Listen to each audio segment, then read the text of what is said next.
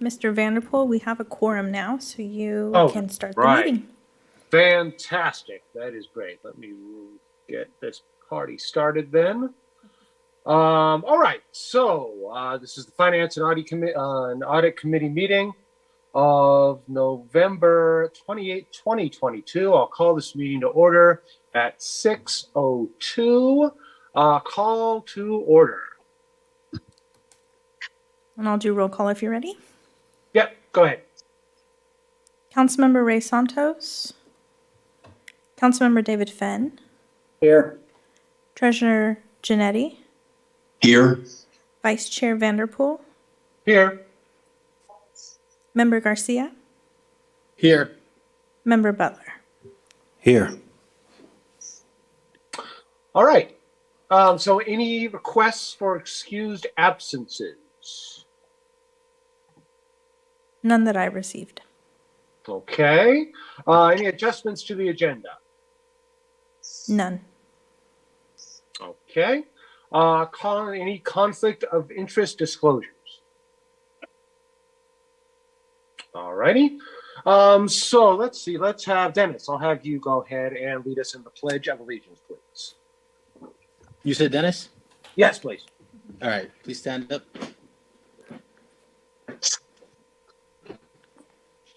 Ready to begin? I pledge allegiance Pledge allegiance to the flag to the United States of America and to the republic for which it stands, one nation, under under God, indivisible, liberty and justice for all. Justice for all. All righty. So this meeting will be open to the public and conducted in a virtual format to be inclusive of all participation preferences.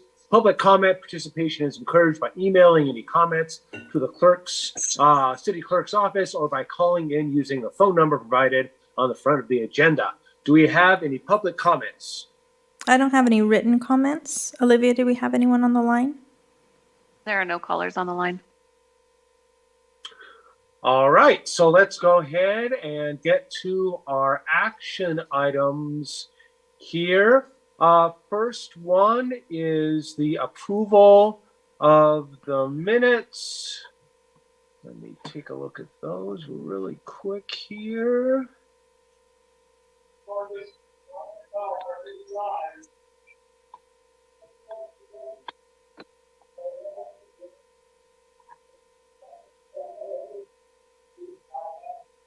Okay. Very good. We'll make a motion on the minutes here. Move that we approve the minutes from the September 12th Financial Audit Committee meeting. All right. I'll second. That's fine. Councilmember Fenn. Yes. Treasurer Janetti. Yes. Vice Chair Vanderpool. Yes. Member Garcia.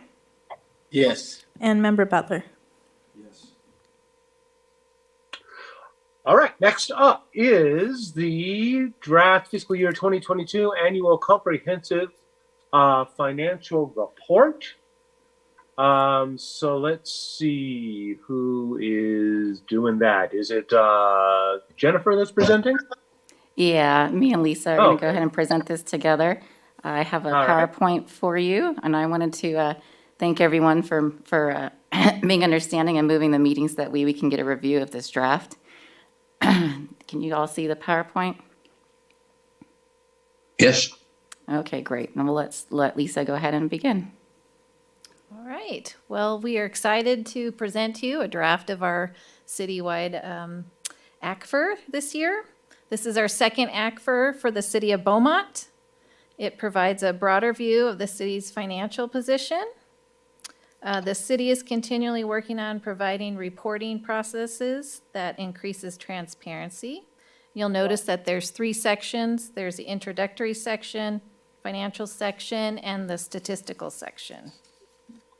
The introductory section contains the letter of transmittal, the principal officers, and the organization chart. The letter of transmittal is prepared by management and introduces the ACFR and must include profile of the government, information useful in assessing a government's economic condition, and any awards and acknowledgements.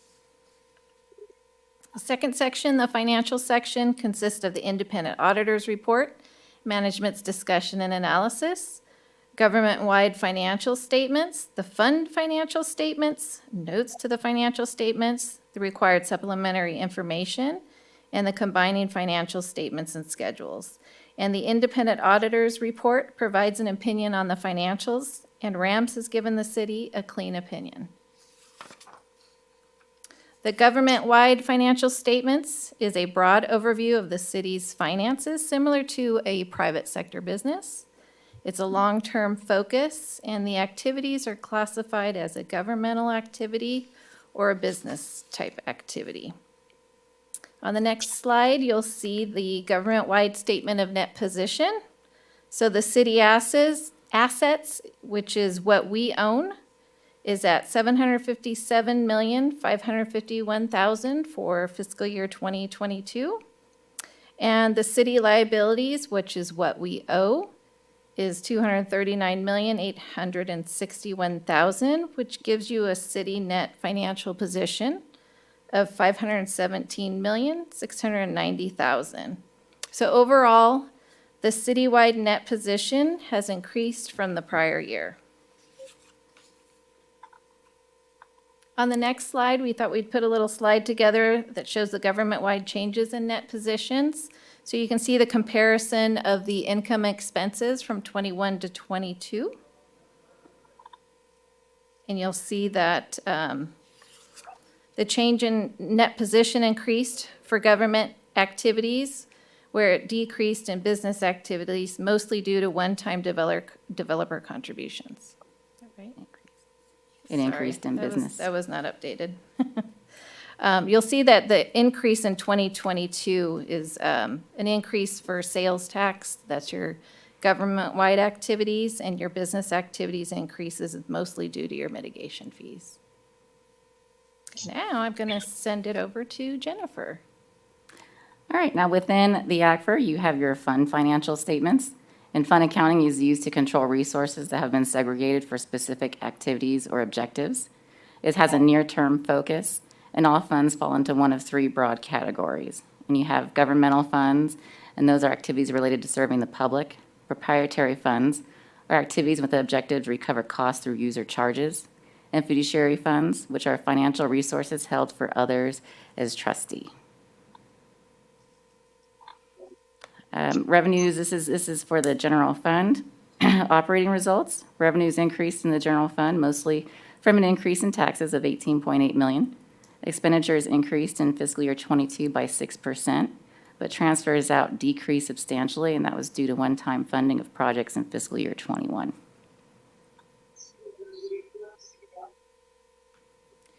The majority of the increase in fund balance for the general fund is due to the tax increase of $18.7 million, and there was a total revenue increase of $19.5 million.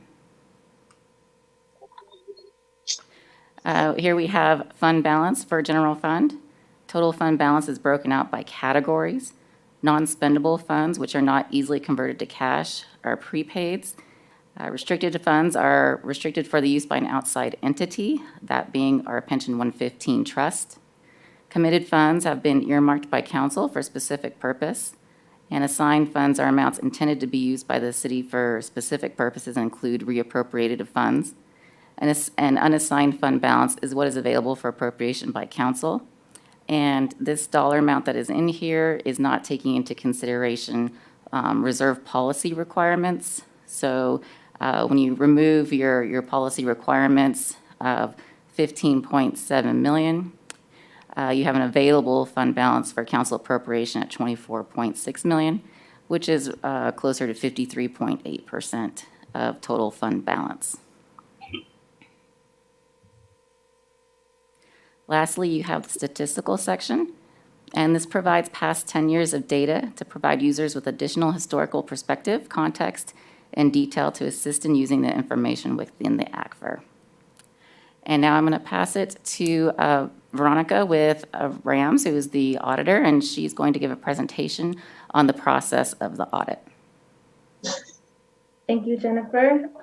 So what we have for you guys is a short presentation that kind of just outlines the results of our audit. So I'm going to just share my screen.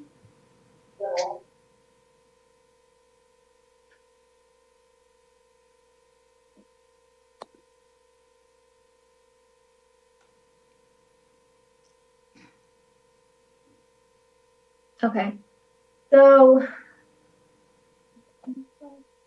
the city's responsibilities are to present the city's financial position and results of its operations fairly in conformance with generally accepted accounting principles. It is to adopt sound accounting policies, provide reasonable accounting estimates, establish and maintain internal controls, and to prevent and detect fraud.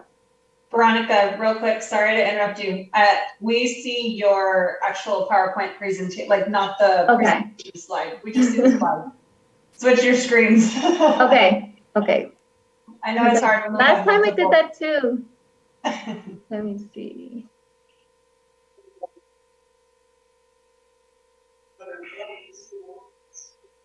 There you go. Okay.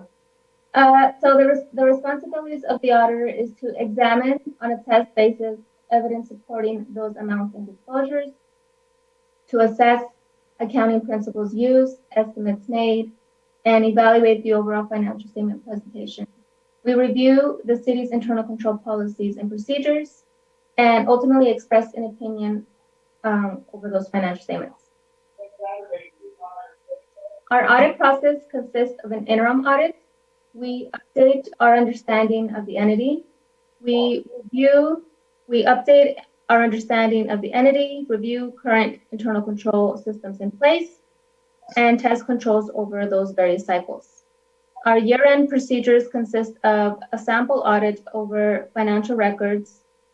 We inspect relevant documentation, inquire about the policies, procedures, transactions, and events, confirm balances with third parties, and perform analytical procedures. Lastly, for the financial statement preparation, we compile the financial statement data and note disclosures with the help of city staff. Our opinion is that the financial statements are fairly presented in all material respects. We issued an unmodified, clean opinion. All significant accounting policies have been consistently applied. Estimates appear reasonable and disclosures have been properly reflected. Some other key points to note is we did not have any disagreements with management. No material errors or irregularities were discovered, and no significant accounting issues noted. So this concludes our presentation. At this time, we'll take any questions if anyone has any. Thank you. Yeah. Mr. Chair, it's Councilmember Fenn. I've got a couple questions. Is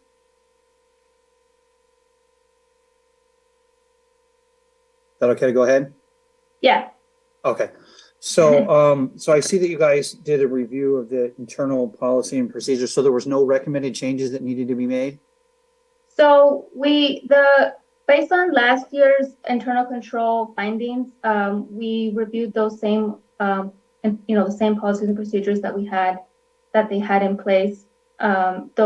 Most of them items were corrected, or they had other internal control compensating controls that we could use that would reduce the risk of those, lack of deficiencies or anything that we had noted. Okay. So can I ask you just a clarifying question to your question? Are you talking specifically about the findings and recommendations that we had in fiscal year 21, or in general what we do? Well, I guess maybe a little bit of both. I remember that we had a list and our committee worked with staff and so forth to get those things resolved. And as far as I understand, we checked off everything on that list. I was wondering if there was anything new that was discovered that needs to be worked on. So the prior ones were resolved. Nothing new that we had recommended to the city. Okay, and then second question, or last question. In confirming balances with third parties, I assume that that's, maybe perhaps entities that the city owes money to. Was it each one that was verified, or is there a certain percentage of a threshold? Let's say you have to contact at least 75% of them to get a response. Is there a limit to that? Did everybody get checked? And just wanted to get a general idea of how that part is taken care of. So our confirmation procedures pertain first and foremost to cash and investments. So not super exciting there, but that's all online through an independent third party that kind of deals with all financial institutions, and they give us that information. We may additionally confirm balances for notes and loans receivable and any loans payable or bonds. The bonds are usually pretty easy. It's through the same third party, confirmation.com. It's all banking, financial institution related. But if there are any notes receivable or loans receivable, we occasionally attempt to reach out to those parties to get confirmation, but the response rate is usually not super efficient. So we'll go about doing alternative procedures and actually reviewing the cash receipt that came in to reduce that receivable, or vice versa, to reduce your liability. Okay, good. I appreciate it. It's good to know that there's at least a second way to look at it if there's no response. Absolutely. So. Yeah. All right. Thank you. I'm good for now.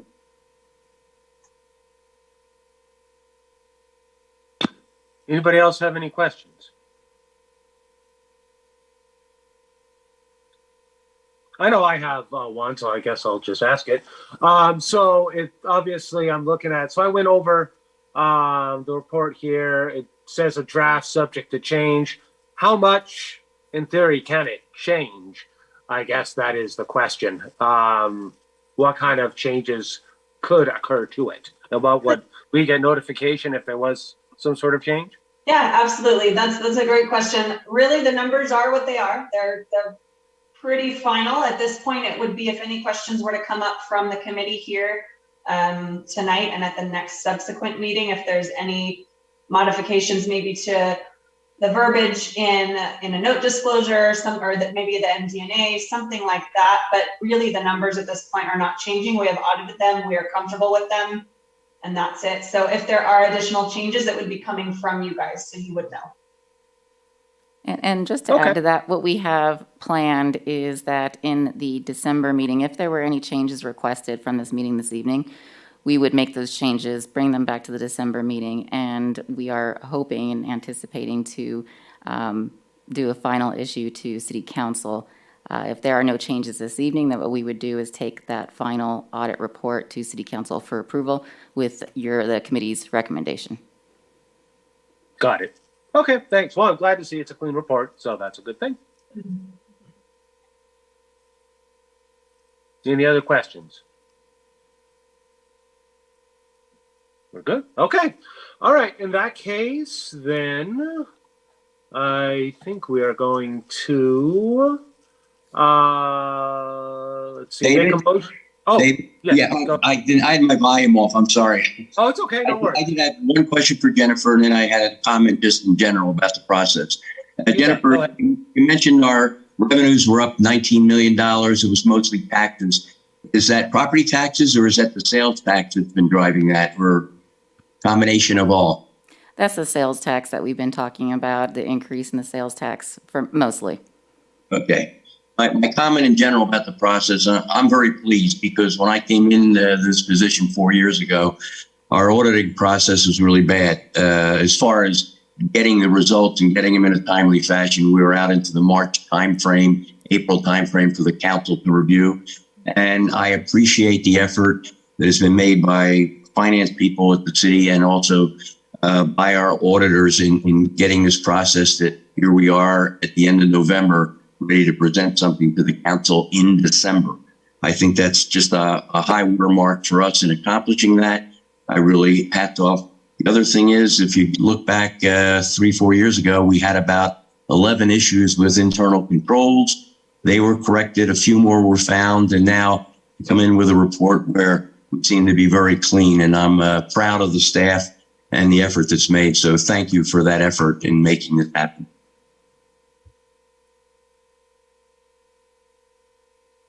Yeah, I just want to second that. Thank you.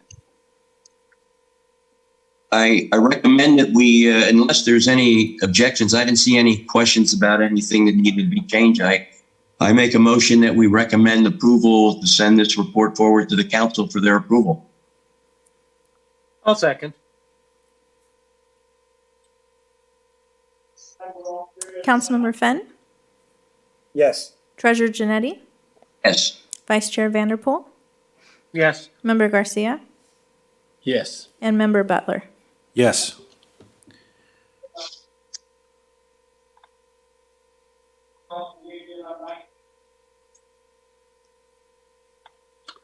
All righty.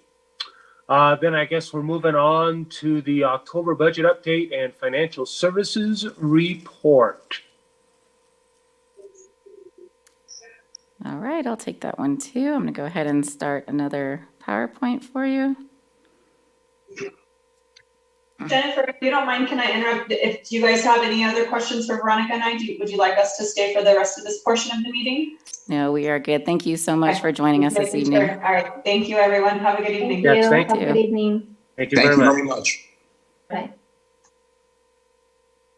All right, we're moving on to the October budget update and financial status report.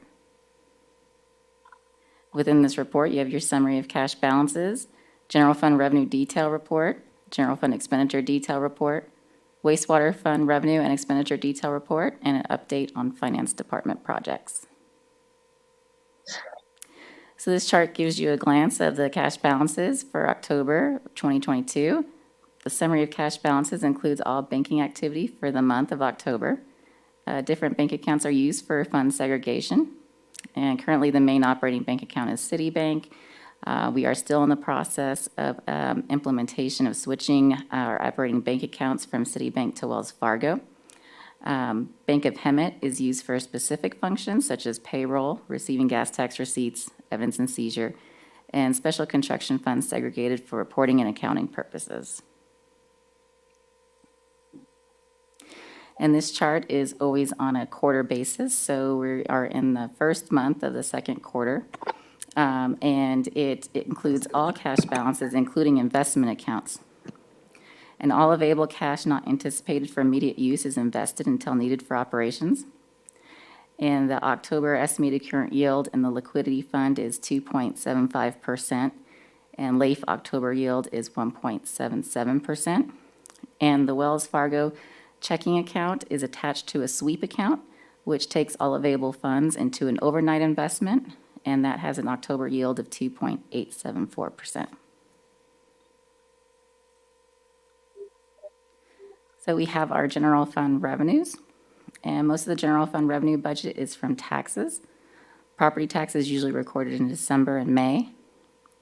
Sales tax will start to be received, it was received in September, and monthly advance payments and quarterly cleanup payments.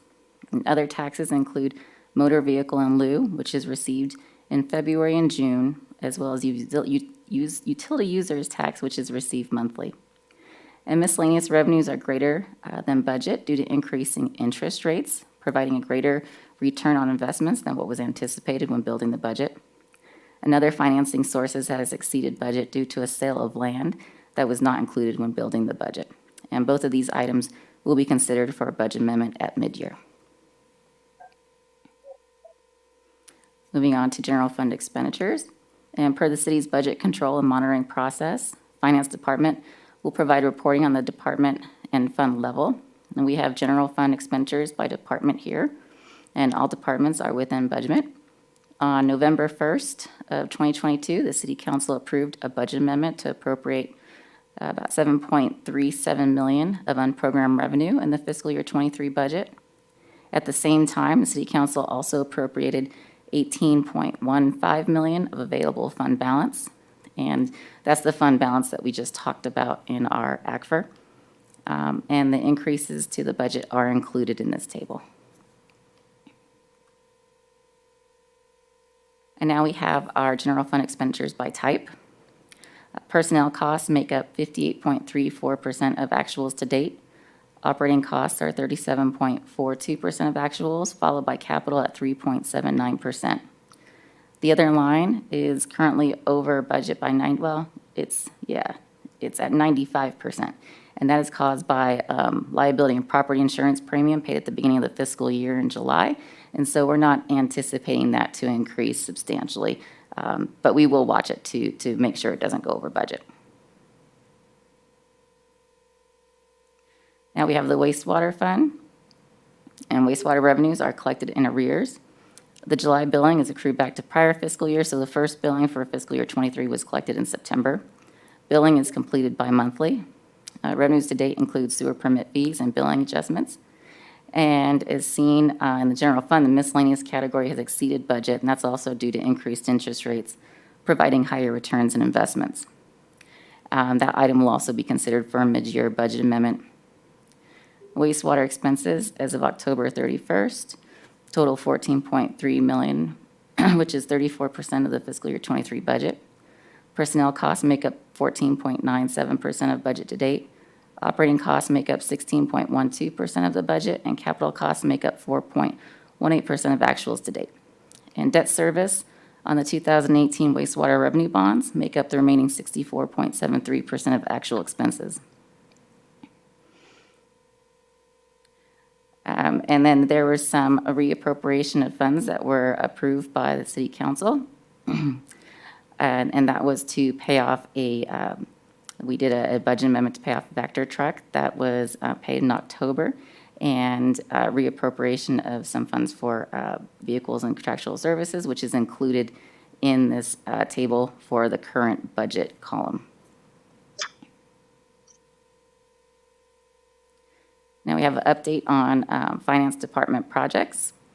One item that we were working on that we have completed since our last reporting was we finished our CalCard update. And what this does is it helps facilitate the process of a more controlled online process. It saved a lot of time between the departments and our accounts receivable. Approvals are all done online with USA Bank, and the activity is downloaded from US Bank platform and then uploaded into the financial system. It's much easier for accounts payable and for the departments, and has saved a considerable amount of time. And with that, I am available for any questions that you may have.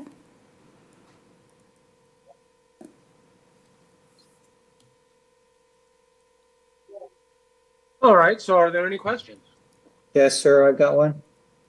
Sure, go ahead. So misuse station, so on that insurance cost you were talking about that's listed in the other category, does it make sense to relist it in its own a little bit more for transparency versus just anytime I see something in an other category, it sounds like it could be an easy way to hide something or, not fully disclose it to the public. And I don't know if I'm interpreting that correctly, but that just kind of stands out to me.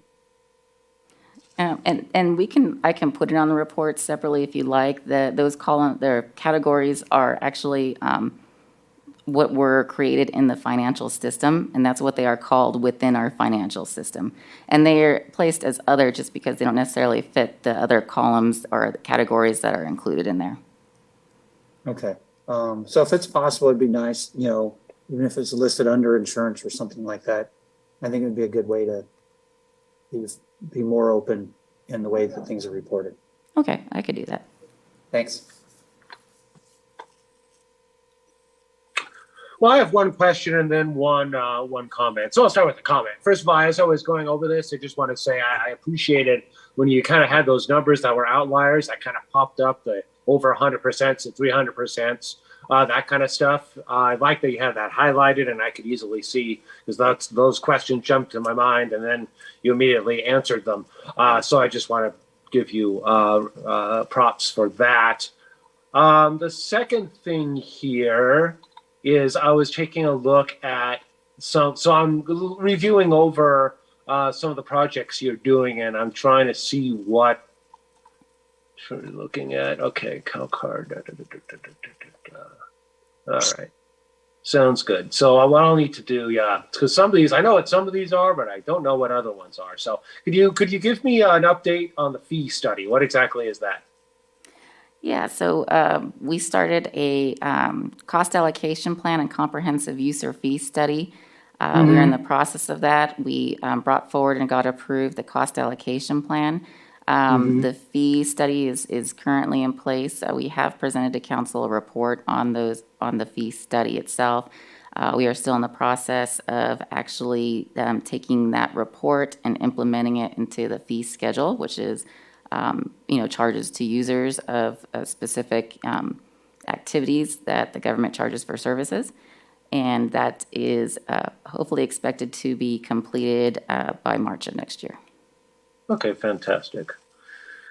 All right.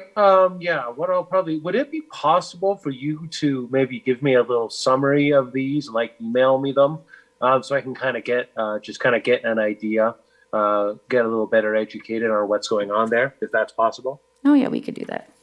Okay, thank you. I appreciate that. Any questions?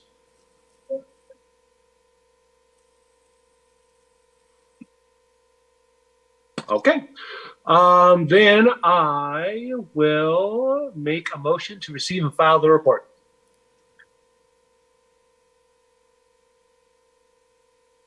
I'll follow second.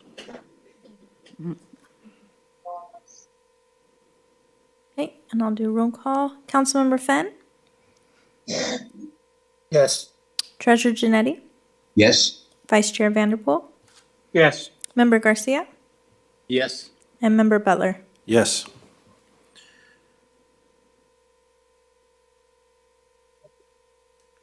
All right. Then we're moving on to the finance director comments. Yeah, I don't have too many comments tonight. I just really wanted to thank Lisa and the finance staff for all the hard work that they did to try to get us this draft act for this evening, as well as the departments within city staff that have helped, including our auditors, Rams, who, regardless of a little bit of pushback on my goal, were able to accomplish that and bring this draft to us earlier than what's been seen prior. And I appreciate all the hard work, and thanks to the committee for your support with changing the date and being available to see that this evening. Thank you. All right, fantastic. So I'm looking on my minutes here, and I don't see anything about, are we going to talk about the subcommittees at all? Is that, where do you want to fit that in here before we adjourn, I'm guessing? Well, it's not on the agenda, so I guess we should not talk about it. Okay. I'll tell you this, there's been no update since the last meeting anyway. I noticed that I was off of the agenda as far as the city treasurer. And that too. I just have something to say. This will be my last meeting with the Finance Audit Committee. As my term has come to an end, my last meeting with the council will be next month, the first meeting. But I want to thank all of you for your participation. I appreciate it. The new people and all that are taking part in this process and making themselves available, perform a valuable duty to the community here in reviewing these reports. This is pretty significant work that we reviewed tonight in this audit. When you look back more than 4 years ago, what was going on in this city and where we are today. So I think you should take pride and a lot of respect in this and the importance that it is. And I want to thank you for that. I want to thank the finance team, Jennifer and your staff for being a big help here. And my only comments will be to the council will be similar, that we reviewed this report as far as my takeout from the meeting, and that our finances look good through October. Thank you, everybody. Thank you very much, Baron. We very much appreciate your service here. Let's see. All right. So I guess we'll go ahead and adjourn then, and we'll adjourn at 6:35. Good night. All right, everybody. Thank you, everyone. Night. Thank you. Have a good one. Thank you all.